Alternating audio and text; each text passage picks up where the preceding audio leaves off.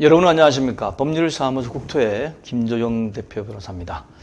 23년 동안 1800여 건의 부동산 건설, 재건축, 재개발 소송을 직접 수행한 경험과 지식으로 본 강의를 해드리고 있습니다. 추진위원회 운영규정 해설 6번째인데요. 별표 공공정비사업조합 설립 추진위원회 운영규정 6조부터 10조까지입니다.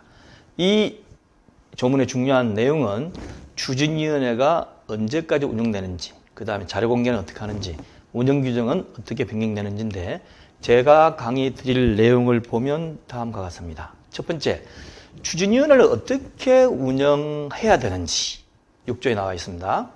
그리고 추진위원회 운영기간은 언제까지인지, 조합이 설립되면 뭔가 추진위원회가 없어져야 될 것 같은데 언제까지 운영되는 것인지. 세 번째, 추진위원회 단계에서도 토지 등 소유자 동의를 받아야 됩니다. 그러면 토지 등 소유자의 동의는 아무렇게나 받아도 되는 것인지 아니면 어떻게 받는 게 정해져 있는 것인지, 거기에 관한 겁니다. 그 다음에 네 번째, 자료 공개하고 관련된 건데요. 여기 보시면 자료 공개는 어떻게 하고 통지는 또 어떻게 해야 될 것인지, 주로 토지 등 소유자한테 통지하는 건데 여기 중요한 내용이 있습니다. 그 다음에 마지막 다섯 번째로 운영규정의 변경, 개정해야 될 경우가 있겠죠. 변경은 어떤 절차에 관한 것인지를 이 시간에 해드리겠습니다. 끝까지 보시되, 이 강의는 제4강좌고 홈페이지에 들어오시면 r19co.kr을 치고 들어오시면 하단부에 네 번째의 강의로 올려놓도록 하겠습니다. 먼저 첫 번째, 추진위원회는 어떻게 운영되는 것인지. 자, 6조에는 어떻게 나와 있는지 한번 보겠습니다. 6조 운영원칙, 핸드폰을 가로로 뉘어주시기 바랍니다. 자, 운영원칙. 추진위원회는 법, 관계법령, 이 운영규정 및 관련 행정기관의 처분을 준수하여 운영되어야 하며, 그 업무를 추진함에 있어 사업시행구역 내 토지 등 소유자의 의견을 충분히 수렴하여야 한다. 한번 봤던 조문 같지가 않습니까?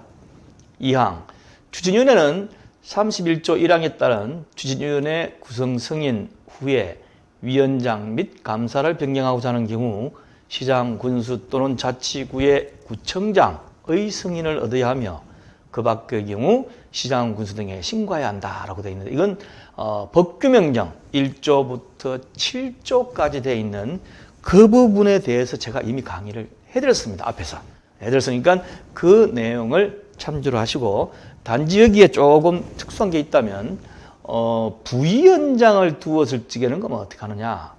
그러니까 여기 보시면 위원장하고 감사는 변경하려고 하면 승인을 얻어야 되는데, 나머지 부위원장하고 그냥 일반 추진위원들은 변경한 다음에 신고만 하면 되도록 되어 있습니다.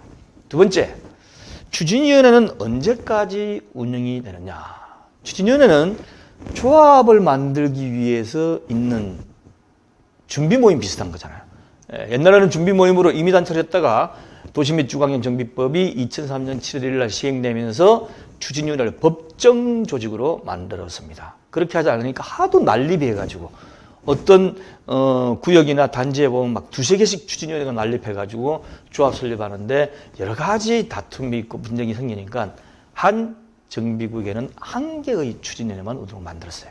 자, 그러면 이런 추진위원회가 언제까지 운영이 되느냐. 자, 명확히 나와 있습니다. 제7조에 보면 추진위원회의 운영기간은 추진위원회 승인일부터 조합 설립 인가 후 조합의 회계장부 및 관련 서류를 인계하는 날까지로 한다. 자, 어떻습니까? 이렇게 되면 조합 설립 인가 후 조합의 회계장부 및 인계까지 한 날까지 있는 게 두 개가 겹쳐요. 추진위원회가 바로 없어지는 것이 아니고 추진위원회도 있고 조합 설립된 소합도 있고, 요 각각 두 개가 겹칩니다. 어떻게 겹치느냐. 밑에 보시면 법 34조 4항에 보면 추진위원회는 사용경비를 기재한 회계장부 및 관계서류를 조합 설립 인가일로부터 30일 이내에 조합에 인계해야 한다라고 되어 있으니까 어떻습니까? 30일 기간 동안 두 개가 겹치는 거죠. 그러나 보통 추진위원회의 경우에 추진위원장 있었던 분, 또 추진위원들이 조합의 조합장, 이사, 감사, 대의원을 하는 경우가 많습니다. 그러다 보니까 자연스럽게 흘러가다 보니까 겹치는 경우가 없다고 느끼는 거죠. 그렇지만 추진위원회 위원장이었던 사람이 창립총회에서 조합장으로 되지 않고 다른 사람이 되면 트러블 때문에 겹치는 것이 있을 수가 있습니다. 그러나 법에 반드시 30일 이내에 인계해야 되니까 그 기간까지만 추진위원회가 운영이 된다라고 생각하시면 되겠어요. 자, 그다음 세 번째, 토지 등 소유자 동의도 받아야 될 게 많다 그랬죠. 예, 추진위 설립 동의도 구성 동의도 당연히 받지만 그 다음에 각종 뭐 어떻습니까? 그 조합 설립 동의하기 위해서 조합 설립 동의도 받아야 되고 여러 가지 동의를 받아야 될 경우가 있어요. 그때는 어떻게 하느냐? 추진위 운영 규정에는 간단하게 나와 있습니다. 토지 등 소유자의 동의 8조. 추진위원회의 업무에 대한 토지 등 소유자의 동의는 도시 및 주거환경정비법 시행령 33조에 따른다. 그리고 제36조의 규정은 1항의 규정에 의한 동의에 관해서 이를 준용한다라고 되어 있는데 33조는 토지 등 소유자의 동의자 수 산정 방법이고 36조는 동의 방법입니다. 그래서 이거는 이미 제가 앞에 강의에서 별도 강의에서 자세하게 설명을 드렸어요. 이거 굉장히 중요합니다. 동의자 수 산정 방법은 어떻게 하느냐? 예를 들면 한 개의 토지를 여러 명이 공유하고 있을 경우에 동의자 몇 명을 하느냐? 또 한 사람이 여러 필지나 여러 주택을 정비구역을 가지고 있을 때 숫자를 어떻게 세느냐? 이게 산정 방법이고 36조는 동의는 어떻게 해야 되느냐? 어떻게? 어떤 양식에다가 어떻게 해야 되느냐? 이게 동의 방법입니다. 그래서 똑같이 추진위원회에도 적용이 되기 때문에 법하고 시행령을 보셔가지고 그 부분 강의를 한번 보시기 바랍니다. 자, 그 다음에 네 번째, 자료 공개와 통지 방법이 구조에 나와 있습니다. 제 구조에 보면 권리 의무에 관한 사항의 공개, 통지 방법 이런 데 한번 일단 읽어드리겠습니다. 1항, 추진위원회는 토지 등 소유자의 권리 의무에 관한 다음 각호의 사항을 토지 등 소유자가 쉽게 접할 수 있는 장소에 게시하거나, 게시판에 이제 게시하면 되죠. 인터넷을 통하여 공개하고 필요한 경우에는 토지 등 소유자에게 서면 통지를 하는 등 토지 등 소유자가 그 내용을 충분히 알 수 있도록 해야 한다. 어떤 글을 해야 되나? 첫 번째, 안전진단 결과, 재건축 사업의 경우에 하니까. 2호, 정비사업 전문관리업자의 선정에 관한 사항. 3호, 토지 등 소유자의 부담액 범위를 포함한 개략적인 사업 시행 계획서. 추진위원회 임원의 선정에 관한 사항. 5. 토지 등 소유자의 비용 부담을 수반하거나 권리 의무의 변동을 일으킬 수 있는 사항. 그 다음에 계속 보겠습니다. 6. 시행령 26조에 따른 추진위원회 업무에 관한 사항. 장립총회 개최의 방법 및 절차. 조합 설립에 대한 동의 철회 및 방법. 그 다음에 조합 설립 동의서 포함되는 사항인데 이거를 추진위원회라 그래가지고 추진위원회 운영규정에 있는 이 조문만 보시면 안 돼요. 도시 및 주거환경 정비법에 보면 자료 공개하고 열람복사 조항을 별도로 뒤에 두어놨습니다. 그래서 제3강좌에 보셔가지고 가시면 제 홈페이지 순서대로 보면 이렇게 되어 있어요. 자료 공개와 열람 복사해가지고 57강, 58강, 59강, 60강, 61강인데 이렇게 5개로 나눠서 강의할 정도로 이 부분은 중요하고 어떻게 해야 되는지가 나옵니다. 그래서 추진위원회 단계에서도 적용되기 때문에 추진위원장이나 이런 사람들이 우리 추진위 운영자 오니까 그런 얘기가 없더라 라고 생각하지 마세요. 라고. 그건 면책이 안 됩니다. 추진위 운영규정 위에 뭐가 있죠? 조례. 그 위에 시행규칙, 그 위에 시행령, 그 위에 법이 있어요. 법에 이렇게 만들어놨기 때문에 추진위원회 운영규정이 없기 때문에 난 모른다. 안 됩니다. 절대로. 안 됩니다. 자, 다음 보겠습니다.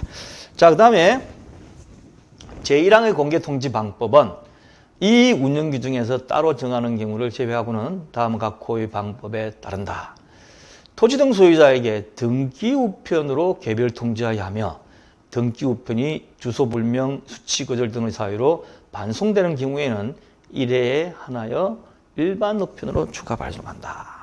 자, 이렇게 되어 있습니다. 여러분, 등기우편이 한 통에 보내는데 얼마 하죠? 일반 우편보다 비쌉니다. 그리고 번잡할 수도 있어요.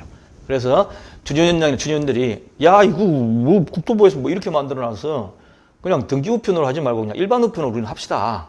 자 여러분 등기 우편으로 보내는 것이 도달이 잘 될까요? 일반 우편으로 보내는 것이 도달이 잘 될까요?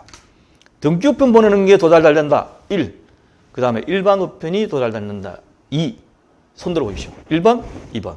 어느 걸까요? 일반 우편이 잘 됩니다.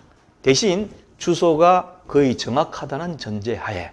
왜 그러냐면 등기 우편이라는 것은 집배원이 가가지고 집에 사람이 없으면 돌아와 버려요. 그리고 또 한 번 더 갑니다. 또 한 번 더 가도 없으면 어떻습니까? 딱지를 붙여놓죠. 등기 우편물이 도착했으니까 언제 우체국 오셔가지고 찾아가십시오. 그런데 안 찾아러 갑니다. 그리고 대부분의 경우에는 집에 낮에 사람이 없어요. 없기 때문에 등기 우편으로 통지하면 상당히 많은 경우가 반송이 올 수가 있습니다. 그렇기 때문에 일반 우편은 그냥 가잖아요. 가가지고 우체통에 꽂혀 있으니까 이게 더 도달이 잘 될 수가 있습니다. 그런데 왜 이렇게 등기 우편으로 가격도 비싸지? 그 다음에 일반 우편보다 도달도 안 돼가지고 반송도 많이 되지? 그럼 추진해서 별도로 또 1000명 묻혔더니만 300명이 돌아와. 낮에 사람들이 없어가지고. 그래가지고 이걸 또 해가지고 또 일반으로 또 붙여야 돼. 왜 이렇게 불편하게 만들어 놨냐? 이게 토지등 소유자한테 통지를 했다 안 했다가 굉장히 중요한 법률 요건이 될 수가 있습니다. 총회를 하는데 통지를 했느냐 안 했느냐? 당사자인 주민총회를 하는데 토지등 소유자인데 통지가 가야 올 거 아닙니까? 근데 통지를 안 해버리면 안 올 거 아니에요. 그래서 예를 들면 추진위원장이 자기들한테 좀 유리한 사람들, 자기들 파들한테만 이걸 통지를 하고 나머지 안 할 수도 있는 거잖아요. 그래서 통지를 제대로 했다 안 했다가 소송에 굉장히 자주 등장합니다. 그러면 저쪽 추진위 상대로 소송을 건 사람이 추진위에서는 주민총회를 하는데 통지를 안 보냈다. 그러면 재판장이 야 그러면 당신이 안 보냈다는 증거를 대봐 라고 하면 그쪽에서 증거를 댈 수가 있습니까? 없습니다. 그래서 증명책임, 입증책임이라고 하는데 입증책임이 추진위 쪽에 와 있어요. 저쪽은 한마디만 합니다. 매달 며칠자 주민총회에 토지등 소유자한테 일부를 제외하고 발송을 했더라. 못 받은 사람이 너무 많더라. 못 받았다는 걸 증명할 수는 없잖아요. 그러니까 못 받은 사람이 많더라. 이렇게 말만 하면 추진위를 소송 대리하는 변호사가 통지문, 우편물 다 증명서를 펼쳐가지고 이렇게 보냈습니다라고 증명을 해야 돼요. 그렇지만 등기 우편이 아닌 경우는 증명이 쉽지가 않을 수도 있습니다. 그래서 추진위원회 단계에서도 이 규정을 바꾸자 하지 절대 마십시오. 다 이렇게 해놓는 이유가 있는 겁니다. 자, 그 다음 조항 보겠습니다. 토지등 소유자가 쉽게 접할 수 있는 일정한 장소의 게시판에 14일 이상 공고하고 게시판이 게시한 날부터 3월 이상 추진위원회 사무소에 관련 서류와 도면 등을 비치하여 토지등 소유자가 열람할 수 있도록 한다. 3. 인터넷 홈페이지가 있는 경우 홈페이지에도 공개해야 한다. 다만 특정인의 권리에 관계되거나 외부에 공개하는 것이 곤란한 경우에는 그 요지만을 공개할 수 있다. 제1호의 등기 우편이 발송되고 제2호의 게시판의 공고가 있는 날부터 공개 통지된 것으로 본다라고 되어 있죠. 자, 이렇게 되어 있는데 이 뒷부분에 있는 게시, 공고, 홈페이지 공고는 앞에 제가 말씀드렸다시피 이 추진위원회 운영 규정을 참조하지 마시고 도시 및 주거환경 정비법상의 제3광장에 나와 있는 그쪽 자료공개 열람복사 부분을 꼭 강의를 들어서 가지고 그대로 하셔야 됩니다. 왜냐하면 그대로 안 하면 형사처벌 될 수도 있어요. 형사처벌. 그래서 꼭 그대로 하시기 바랍니다. 자, 그 다음에 마지막으로 운영 규정을 변경할 필요성이 있어요. 예. 대부분의 조항은 변경 못하는데 변경할 수 있는 조항이 있는 경우에 그 조항을 변경하고 싶다. 그러면 어떻게 변경하도록 돼 있냐면 10조에 나와 있습니다. 운영 규정의 변경은 토지등 소유자의 4분의 1 이상 또는 추진위원회의 의결로 발의한다. 이건 뭐죠? 보니까 토지등 소유자 4분의 1 이상 또는 추진위원회가 의결해가지고 그냥 운영규정을 변경하면 되는구나가 아니고 바꿔달라고 발의를 하는 거죠. 어디다가? 주민총회에서 바꿔달라고 발의를 하는 겁니다. 발의를 하는 거예요. 그래서 이 발의의 요구를 받은 추진위원장 같은 경우는 이렇게 바꿔달라고 하니까 주민총회 올려가지고 토지등 소유자 의견을 듣는 거죠. 그래서 이런 식으로 바꿀 수가 있고 운영규정이 변경된 경우에는 시당구수 등에게 신고하면 되도록 되어 있습니다. 자, 어떻습니까? 지금까지 보신 동영상 한번 보시고 앞으로도 많이 알려주실